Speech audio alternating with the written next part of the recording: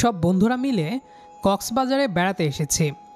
পড়াশোনা শেষ করে যে যার কাজে লাগার আগে সিদ্ধান্ত নিলাম আগে ঘোরাঘুরি করে মাইন্ড ফ্রেশ করা যাক। আর তাই সবাই মিলে সিদ্ধান্ত নিলাম কক্সবাজার যাব।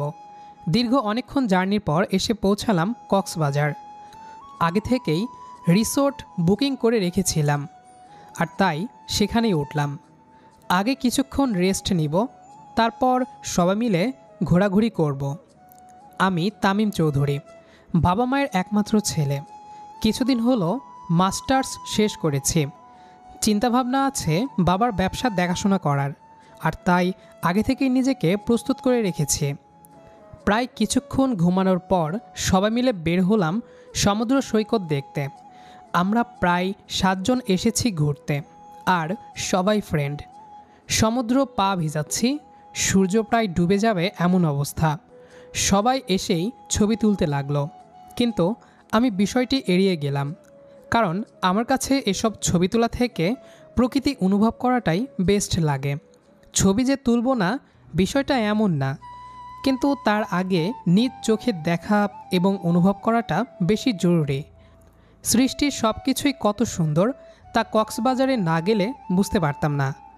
আমি সমুদ্রের তীরে তীরে হাঁটতে লাগলাম। প্রায় কিছুক্ষণ হাঁটার পর আবার আগের জায়গায় ফেরত আসলাম। তখনই আসিফ বলে উঠল, কিরে বেটা, সবাই মিলে কত ছবি তুললাম, কিন্তু তুই নাই, কোথায় চলে গিয়েছিলি? আরে এমনি হাঁটছিলাম, আর ছবি তো পরেও তোলা যাবে। আগে মুহূর্তটা উপভোগ কর, কারণ সব কিছু ছবিতে ধরা দেয় না, শুধুমাত্র চোখ ছাড়া।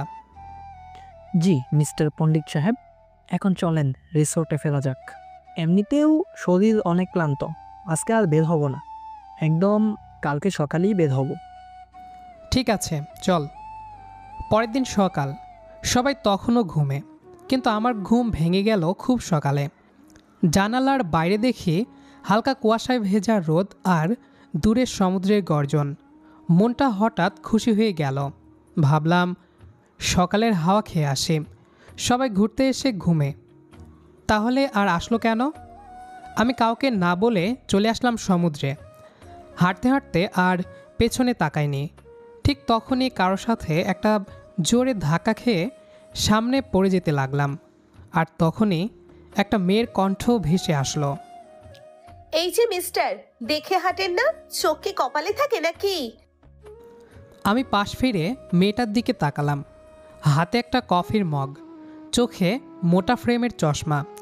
দেখেই মনে হচ্ছে কানা, নয়তো কেউ চশমা পরে আবার আমাকে বলে আমি নাকি চোখে দেখি না, ফালতু মহিলা।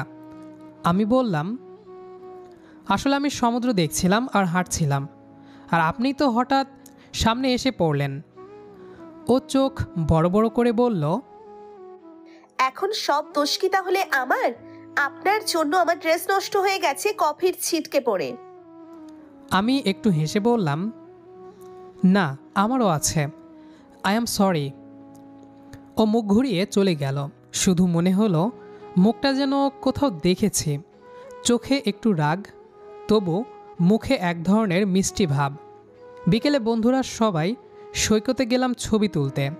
দূরে দেখি সকালবেলার সেই মেয়েটাই, হাতে ক্যামেরা, ঢেউয়ের দিকে তাকিয়ে হাসছে আর ছবি তুলছে। ভাবলাম গিয়ে কথা বলি। আমি মেয়েটার কাছে গিয়ে বললাম, হাই, সকালবেলার ধাক্কাটা কি মনে আছে? ও তাকিয়ে একটু অবাক হলো, তারপর বলল, আপনি? হ্যাঁ মনে আছে, ধাক্কা খেয়ে কফি ছিটকে গিয়েছিল। আপনি চাইলে নতুন কফি খাওয়াতে পারি, ধরুন ক্ষমা হিসেবে। সবাই এমন ধাক্কা দিয়ে কফি অফার দেয় নাকি? সবারটা জানি না, তবে আমি দেই। আপনি বেশ কথা বলেন। কাজের কথাই বলি। ঠিক আছে, চলুন, তবে বিল কিন্তু আপনি দিবেন। অবশ্যই। রিসোর্টের পাশে ছোট্ট একটা ক্যাফেতে বসে কফি খেতে লাগলাম। জানলাম মেয়েটার নাম তনু ইসলাম। ওরাও বন্ধুদের নিয়ে বেড়াতে এসেছে ঢাকা থেকে। তনু বেশ প্রাণবন্ত, একটু রাগী, কিন্তু কথায় কথায় হাসে। সকালে যদি ধাক্কা না লাগতো তাহলে হয়তো এরকম একটা মুহূর্ত পাওয়া হতো না। সব দেখা কি ধাক্কা দিয়েই শুরু হয়? সব না, কিন্তু যেগুলো মনে থাকে সেগুলো। কক্সবাজারে এসে যে এত সুন্দর একটা মুহূর্ত পাবো ভাবিনি। আপনি একটু বেশি কথা বলেন মিস্টার তানিম। আর আপনি একটু বেশি সুন্দর করে রাগেন মিস তনু। ও কিছু বলল না, শুধু কফির কাপে ফু দিতে দিতে তাকিয়ে রইল আমার দিকে। সমুদ্রের ঢেউয়ের শব্দ, হালকা বাতাস আর ওর চোখের সেই চাওয়া। আমার মনে হলো আমি হয়তো এই মেয়ের দিকেই ধীরে ধীরে হারিয়ে যাচ্ছি। রাতটা কেমন যেন কেটে গেল, চোখে ঘুম আসছিল না। জানালার বাইরে শুধু ঢেউয়ের শব্দ আর মাঝে মাঝে ঠান্ডা বাতাস। মনে হচ্ছিল সমুদ্রটা আজকে অন্যরকম। হয়তো আমি বদলে গেছি একটু। মোবাইল হাতে নিয়ে অনেকক্ষণ ধরে তনুর সাথে বিকেলের কথাগুলো ভাবছিলাম। মেয়েটা একদমই অন্যরকম, সরল কিন্তু কিন্তু একটু খামখেয়ালি। কথায় কথায় রেগে যায়, আবার হাসতেও জানে। পরের দিন সকাল, আজ সবাই মিলে ঠিক করলাম ইনানি বিচে যাব। বন্ধুরা গাড়ি ঠিক করেছে আর আমি বাইরের রিসোর্টের সামনে দাঁড়িয়ে আছি। ঠিক তখনই পেছন থেকে একটা কণ্ঠস্বর। আপনার জন্য গাড়িতে একটা সিট রেখেছি। পেছনে তাকাতেই দেখি তনু, চুল হালকা ভেজা, পরনে সাদা টপ আর ব্লু জিন্স। সকালের সূর্যের আলোয় ওকে আরও শান্ত লাগছিল। আমি হাসতে হাসতে বললাম, আপনি আমার সিট রিজার্ভ করলেন নাকি? তেমনটা না, আসলে আপনাকে বাদ দিলে সবাই চুপচাপ থাকবে তাই। আর তাছাড়া সবাই বলছে আপনাকে নিতে, আপনি গেলে নাকি ভালো লাগবে। কিন্তু আমি তো একা না, সাথে আমার ফ্রেন্ডরাও আছে। সবাইকে তো আর নেওয়া যাবে না। এখন আপনি ঠিক করুন আপনি কি করবেন। আমি কিছুক্ষণ ভেবে গেলাম বন্ধুদের কাছে, তারপর খুলে বললাম সব কিছু। সবাই প্রথমে একটু রাগ করলেও পরে ফাজলামো করা শুরু করে দিল। আসিফ তো বলে উঠল, দেখছিস সবাই, প্রথমে এই ব্যাটা তো আসতেই চায় নাই, সবাই কত জুদোজুদি করে নিয়ে আসলাম, আর এখন এসেই মেয়ে পটানোতে লেগে গেছে। যা যা, তবে মনে রাখিস কাহিনী ঘটলে কিন্তু বড়সড় পার্টি দিতে হবে। সেটা তো অবশ্যই পাবি, আগে তো যাই। আমি ওদের কাছ থেকে বিদায় নিয়ে চলে আসলাম তনুর কাছে। চলুন যাওয়া যাক। ওরা কিছু বলে নাই? না, কি বলবে, কিছু বলে নাই। গাড়ি সমুদ্রের রাস্তা ধরে ছুটছে। জানালার বাইরে ঢেউয়ের শব্দ কানে আসছে। সবাই গান বাজাচ্ছে, কেউ ভিডিও তুলছে। তনু জানালার পাশে বসে হাওয়ায় চুল উড়িয়ে দিচ্ছে। আমি তাকিয়ে বললাম, আপনি সবসময় এমন চুপচাপ থাকেন? না, মাঝে মাঝে বেশি কথা বলি, তবে সিলেক্টেড মানুষের সাথেই। আমি কি এখন সেই লিস্টে আছি?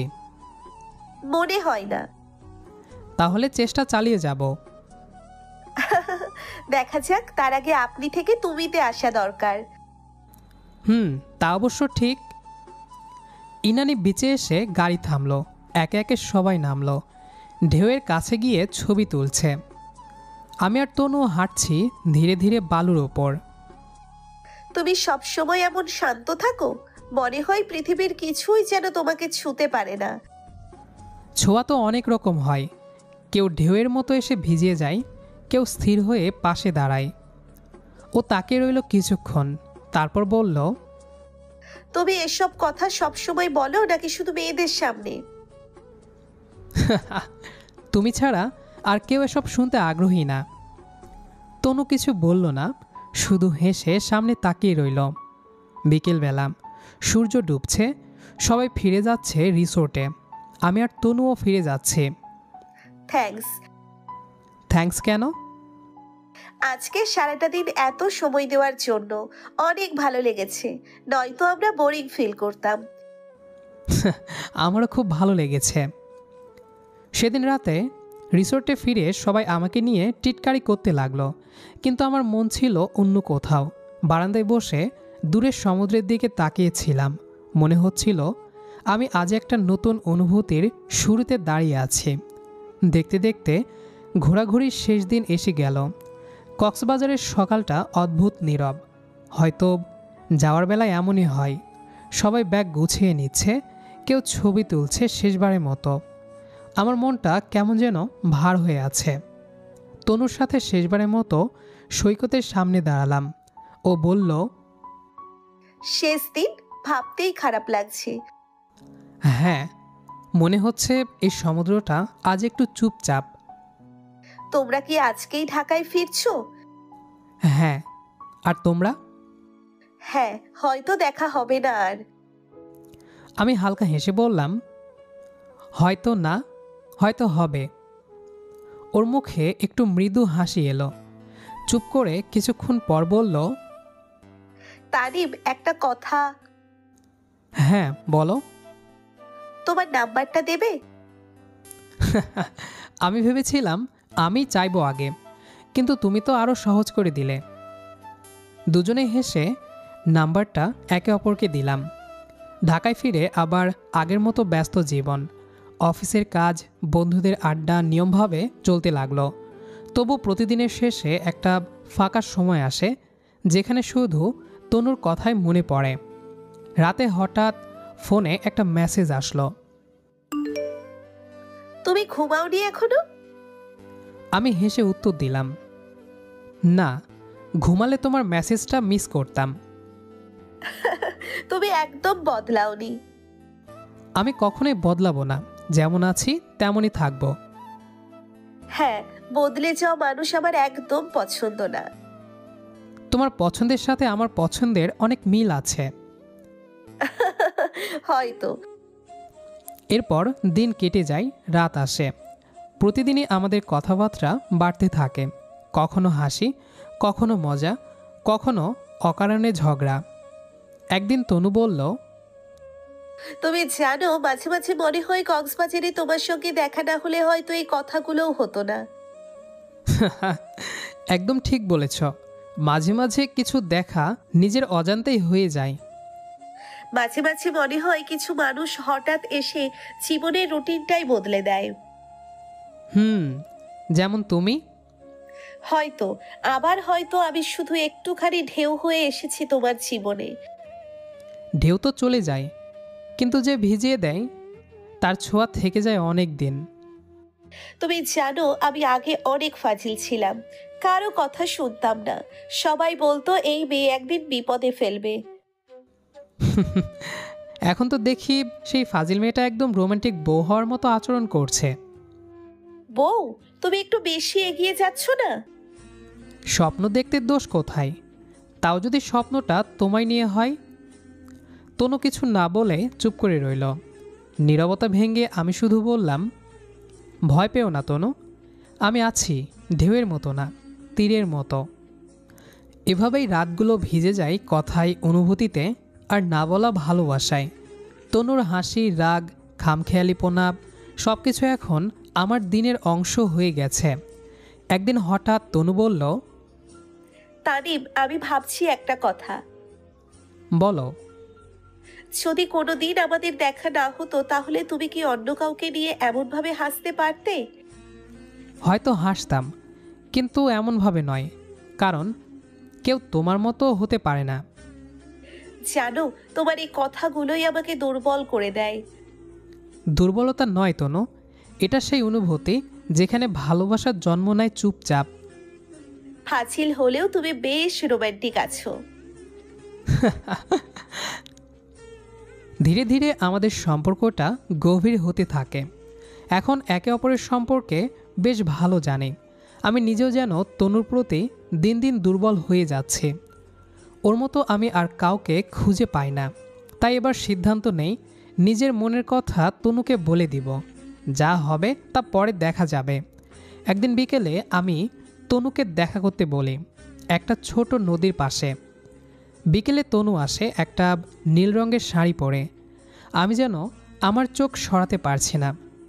এই মেয়ে শাড়িও পরতে জানে, এত সুন্দর লাগছে যা বলে বোঝানোর মতো না। তনু হাসতে হাসতে আমার কাছে এলো। তারপর দুজন একটা জায়গা দেখে বসলাম। নদীর ধারে হালকা বাতাস বইছে। সূর্য আকাশের ধারে ধীরে ধীরে হারিয়ে যাচ্ছে। তার শেষ কিছু আলো নদীর জলরাশিতে প্রতিফলিত হয়ে এক ধরনের সোনালি ঝলক তৈরি করছে। চারপাশে নিস্তব্ধতা, শুধু পাতার হালকা শব্দ আর দূরে ছোট ছোট পাখির ডাক শোনা যাচ্ছে। আমি তনুর পাশে বসে চুপচাপ তাকিয়ে আছি। মনে হচ্ছে এই মুহূর্তটাকে থামিয়ে রাখতে পারলে খুব ভালো হতো। তনু হঠাৎ মুখে হালকা হাসি, চোখে কৌতূহল নিয়ে বলল, আজকে এত চুপচাপ কেন? কোনো কথা বলছো না যে? আমি হেসে বললাম, জানো, মাঝে মাঝে কিছু অনুভূতি শব্দের দিয়ে প্রকাশ করা যায় না। তনু চোখ বড় করে আমার দিকে তাকালো। মনে হচ্ছে ওর চোখ আমার কথার গভীরতা বুঝতে চাচ্ছে। তুমি কবির মতো কথা বলছো কেন? কারণ আজকে আমি শুধু তোমার চোখের ভেতর একটা উত্তর খুঁজছি। কি উত্তর? আমি এক গভীর নিঃশ্বাস নিলাম আর ধীরে ধীরে বললাম, তনু, হ্যাঁ, আমি তোমায় অনেক ভালোবাসি তনু। এই অনুভূতি শুধু আমার মনে নয়, আমি চাই এটা তোমার কাছেও পৌঁছাক। তুমি কি আমাকে বিশ্বাস করবে যদি বলি আমি চাই তুমি আমার জীবনের অংশ হও? তনু প্রথমে কিছু বলল না। সে নদীর জলে পাথর ছুঁড়ে দিল। জলে ছোট ছোট তরঙ্গ উঠল। তারপর ধীরে ধীরে বলল, আমি ভয় পাই তানিম। কিসের ভয়? মানুষ বদলায়, সময়ও বদলায়। আমি চাই না এই অনুভূতি একদিন মলিন হয়ে যাক। আমি ধীরে ধীরে তার হাতটা ধরলাম। ওর হাতের উষ্ণতায় আমার হৃদয় আরও জোরে ধকধক করতে লাগলো। আমি একটা দীর্ঘ শ্বাস ফেলে বললাম, সব বদলায় ঠিকই, কিন্তু কিছু অনুভূতি সময়কে পেরিয়ে যায়। আমি জানি না ভবিষ্যতে কি হবে, কিন্তু আজকে বলতে চাই, তুমি ছাড়া আমার দিনগুলো অসম্পূর্ণ। প্লিজ, তুমি আমার হয়ে যাও। আমি সারা জীবন আগলে রাখবো তোমায়, কখনো কষ্ট পেতে দেব না। তনুর চোখে জল, ঠোঁটে লাজুক হাসি, কণ্ঠে কম্পন। সে আমার দিকে তাকালো। আমি জানতাম না যে আমি কারো জীবনে এত গুরুত্বপূর্ণ হয়ে উঠতে পারি। তুমি আমাকে এমনভাবে দেখেছো যা আগে কেউ দেখেনি। আমি হেসে বললাম, কারণ তুমি কোনো সাধারণ মেয়ে নও। তুমি সেই মেয়ে যাকে আমি মনে মনে রোমান্টিক বউ বলার স্বপ্ন দেখি। তনু হেসে ফেলল। তাহলে তুমি কি সত্যিই চাও আমি তোমার জীবনের অংশ হই? আমি আরও কাছাকাছি বসে ওর চোখের দিকে তাকালাম। হ্যাঁ, আমি চাই তুমি শুধু আমার বন্ধু না, বরং আমার জীবনের সব কিছু হয়ে যাও। তুমি কি আমার প্রস্তাব গ্রহণ করবে? তনু প্রথমে কিছুক্ষণ চুপ করে রইল, চোখে জল, ঠোঁটে লাজুক হাসি। তারপর ধীরে ধীরে বলল, হ্যাঁ, তবে কথা দাও, আজ তুমি যেই তানিম আছো ভবিষ্যতেও এই তানিমই থাকবে। কথা দিচ্ছি মিস তনু, আপনার এই তানিম কখনোই বদলাবে না। তাহলে আমি রাজি। আমার হৃদয় আনন্দে ফেটে পড়ল। নদীর ঢেউ তখনও নরমভাবে বয়ে চলেছে। সূর্য আকাশে হারিয়ে যাচ্ছে। চারপাশে নিস্তব্ধতা, কিন্তু আমাদের নিঃশব্দ ভালোবাসা সেই বিকেলটাকে চিরদিনের মতো থামিয়ে রাখল। আমি তনুর চোখের দিকে তাকিয়ে বললাম, তুমি জানো, আমি অনেক স্বপ্ন দেখি, কিন্তু আজকের মতো স্বপ্ন কখনো এত বাস্তব মনে হয়নি। আমি তোমার পাশে থাকবো তানিম, তুমি ভয় পেও না। আমি জানি তুমি আমার অনুভূতি বুঝবে। আমি তোমার সঙ্গে থাকতে চাই। আমি ধীরে ধীরে ওর হাতটা আঁকড়ে ধরে বললাম, আমি তোমাকে প্রতিশ্রুতি দিচ্ছি তনু, কখনো তোমার অনুভূতিকে অবহেলা করব না। তোমার হাসি, রাগ সব কিছু আমার জীবনের অংশ হবে। চারপাশে নদীর নীরবতা, হালকা বাতাস আর সূর্যাস্তের আভা যেন আমাদের এই মুহূর্তকে চিরস্থায়ী করে দিল। আজ থেকে আমরা শুধু একে অপরের পাশে থাকব। যে কোনো পরিস্থিতিতে, যে কোনো সময় আমরা একে অপরের সাথে থাকব। হ্যাঁ, আর আজ থেকে আমাদের ভালোবাসা এই নদীর মতো বয়ে চলবে, কখনো থামবে না। আমি মাথা নেড়ে বললাম, আর এই নদীর মতো আমাদের ভালোবাসা চিরকাল তাজা থাকবে। আমরা দুজন বসে নদীর তীরে চুপচাপ একে অপরকে দেখছি। অনুভূতি এত গভীর যে কোনো শব্দই যেন পর্যাপ্ত নয়, শুধু চোখের ভাষা, হাতের স্পর্শ আর হৃদয়ের স্পন্দন আমাদের কথা বলে দিচ্ছে। নদীর ঢেউ টুপটাপ বয়ে যাচ্ছে, সূর্য শেষ আলোর ঝলক ছড়িয়ে দিয়ে গাছের পেছনে হারিয়ে যাচ্ছে। চারপাশে নিস্তব্ধতা। জানো, এই ছোট ছোট মুহূর্তগুলোই জীবনের সবচেয়ে বড় আনন্দ দেয়। আমি তনুর হাতে হাত রাখলাম, চোখে চোখ রাখলাম, আর মনে মনে বললাম, এই মুহূর্ত, এই অনুভূতি, এই ভালোবাসা আমাদের চিরদিনের হবে। এরপর থেকে আমাদের প্রেম উড়াধুরা চলতে থাকে। তনু আগের থেকে এখন অনেক বেশি সময় দেয় আমাকে, আমিও চেষ্টা করি কাজের ফাঁকে তাকে সময় দেওয়ার। অতঃপর দেখতে দেখতে 4 মাস কেটে গেল। দুজন দুজনকে অনেক বেশি বুঝি এখন। একজন আরেকজনের পছন্দ অপছন্দ সবই জানি। একদিন বিকেলে আমরা দুজন একসাথে কফি খেতে বের হলাম। আমি জানালার পাশে বসে তাকাচ্ছিলাম বাইরে ঝরে পড়া রোদ আর হালকা বাতাসের দিকে। আজকে তনুর সঙ্গে আলোচনা করতে হবে, শুধু ভালোবাসা নয়, আমাদের জীবনকে একত্রে আনার জন্য বাস্তব পদক্ষেপ নিতে হবে। আমি কফি হাতে নিয়ে ধীরে ধীরে বললাম, তনু, আসলে ভাবছিলাম আমরা 4 মাস ধরে একে অপরকে চিনেছি, একে অপরের সঙ্গে মিশেছি। এখন সময় হয়েছে আমাদের সম্পর্ককে আরও পরিণত করার। মানে? আমরা কি বিয়ে করার সিদ্ধান্ত নিতে পারি? তনুর চোখে একটু অবাক ভাব, তারপর ধীরে ধীরে লাজুক হাসি। বিয়ে? তুমি কি সত্যিই ভাবছো? হ্যাঁ, আর ভাবছি আমাদের 2 পরিবারের সম্মতি নিয়ে সব ঠিকভাবে করাই সবচেয়ে ভালো। তুমি কি চাও আমি এখনই তোমার বাবা মায়ের সঙ্গে আলোচনা করি? তনু কিছুক্ষণ চুপ থাকলো, তারপর বলল, হ্যাঁ, আমিও চাই। তবে তুমি জানো, আমার বাবা মায়ের সম্মতি ছাড়া আমি এগোতে পারবো না। আমি হাতটা ধরে বললাম, জানি, আর আমি নিশ্চিত ওনারা বুঝবেন যে আমরা একে অপরকে কতটা ভালোবাসি। আমরা 2 পক্ষের সম্মতি নিয়ে সব ঠিক করব। ঠিক আছে, আমিও চাই এবার এই সম্পর্কের একটা দিক লাগুক। পরের সপ্তাহে আমরা 2 পরিবারের সঙ্গে আলাপের জন্য প্রস্তুতি নিলাম।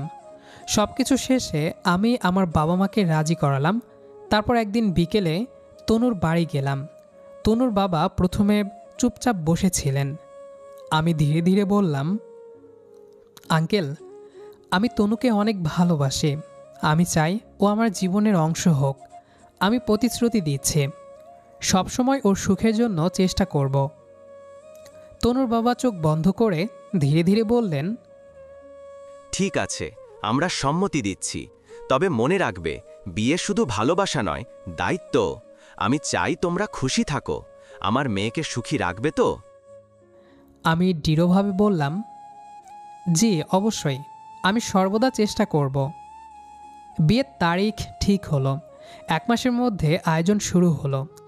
আমরা দুজন একসাথে বিয়ের শাড়ি, পাঞ্জাবি, আংটি এবং সাজসজ্জার সব প্রস্তুতি দেখলাম। দেখতে দেখতে বিয়ের দিন এলো। সকাল থেকেই ঘর সাজানো, ফুল, হালকা গন্ধ আর হালকা বাতাসে আনন্দের অনুভূতি। কাজী সাহেব এসে আমাদের বিয়ে পড়িয়ে দিলেন। অনুষ্ঠান শেষে ছবি তোলা, খাওয়া দাওয়া সব কিছু মিলিয়ে খুব ভালো কাটল। রাত নেমে এসেছে, পুরো ঘর নীরব, কেবল বাতাসের হালকা শব্দ আর দূরে দূরে শহরের নরম আলো ফাঁকা জানালা দিয়ে ঢুকছে। আমি ও তনু একে অপরের পাশে বসে আছি। পুরো রুমটা ফুল দিয়ে সাজানো। কাঁচা ফুলের তাজা ঘ্রাণ পুরো ঘরটাকে সুভাষিত করে রেখেছে। আমি ধীরে ধীরে তনুর হাতটা ধরলাম। ওর চোখের লাজুকতা আর শরীরের উষ্ণতায় স্পষ্ট। আমি ধীরে ধীরে ওর চুলের মাঝে হাত বোলাতে লাগলাম। তনু হালকা শ্বাস ফেলল। আমার হৃদয় দ্রুত স্পন্দিত হচ্ছে। আমি ওর গালে হালকা চুমু দিলাম। আমার ঠোঁট ধীরে ধীরে ওর ঠোঁটের সঙ্গে মিলল। তনু হেসে বলল, আমার লজ্জা লাগছে তানিম। আমি হেসে বললাম, লজ্জা ভাঙানোর জন্যই তো চেষ্টা করছি। আমি আবারও তনুর কাছাকাছি এলাম। তনু চোখ বন্ধ করে ধীরে ধীরে আমার কাঁধে মাথা রাখল। তনুর শরীরের উষ্ণতা, কাঁধের নরম স্পর্শ সবই আমাকে আবেশের মধ্যে নিয়ে যাচ্ছে। আমি ধীরে ধীরে ওর গালের দিকে হালকা চুমু দিলাম। কপালে, চোখের পাশে, গলায় ছোট ছোট কিস দিতে লাগলাম। আমার হাত ধীরে ধীরে ওর কোমর, কাঁধ, পিছন ধরে ঘুরছে। তনু হালকা শ্বাস ফেলছে, শরীরের প্রতিটি নরম স্পর্শে সাড়া দিচ্ছে। নরম আলোতে ওর চোখের চকচকানি, লাজুক হাসি, ঠোঁটের নরম আবেশ সবই হৃদয়কে উত্তেজিত করছে। তনুর শৈলের স্পন্দন আমার স্পর্শে মিলিত হচ্ছে। হঠাৎ তনু ফিসফিস করে বলল, প্লিজ আর এগিয়েও না। আমি হেসে ওর চোখে চোখ রেখে বললাম, আজকে কোনো বাধাই শুনবো না। তনু কিছুটা লজ্জা পেল। ওর লাজুকতা আমার চোখে পড়ে। আমি ধীরে ধীরে ওর ঠোঁটের সংস্পর্শে আসি। ওর হাত আর আমার হাত এক হয়ে গেছে। তনু হালকা শ্বাস ফেলে, কিন্তু আর কোনো বাধাই দিচ্ছে না। আমি ওর গালের ওপর হালকা চুমু দিয়ে বলি, ভয় পেও না, তোমার ইচ্ছের বিরুদ্ধে আমি কিছুই করব না। তনু লাজুক হাসি দিয়ে বলল, আমার ইচ্ছেগুলো তো তোমার দখলেই, তাহলে আমি বাধা দিই কি করে? ওর এই কথা শুনে আমি হেসে ফেললাম। সেই সাথে তনুকে বুকে জড়িয়ে নিলাম। ধীরে ধীরে পূর্ণতা পেতে লাগলো আমাদের ভালোবাসা। তো দর্শক বন্ধুরা, দেখতে দেখতে আমরা গল্পটির শেষ প্রান্তে এসে পৌঁছে গেছি। তো আমাদের আজকের গল্পটি আপনার কাছে কেমন লেগেছে সেটি অবশ্যই কমেন্ট করে জানাবেন। দেখা হবে আবারও নতুন কোনো গল্প নিয়ে। সেই পর্যন্ত সবাই ভালো থাকুন, সুস্থ থাকুন এবং আমাদের সাথেই থাকবেন। আর আমাদের আজকের গল্পটি যারা শেষ পর্যন্ত শুনেছেন তাদের সবাইকে অসংখ্য ধন্যবাদ।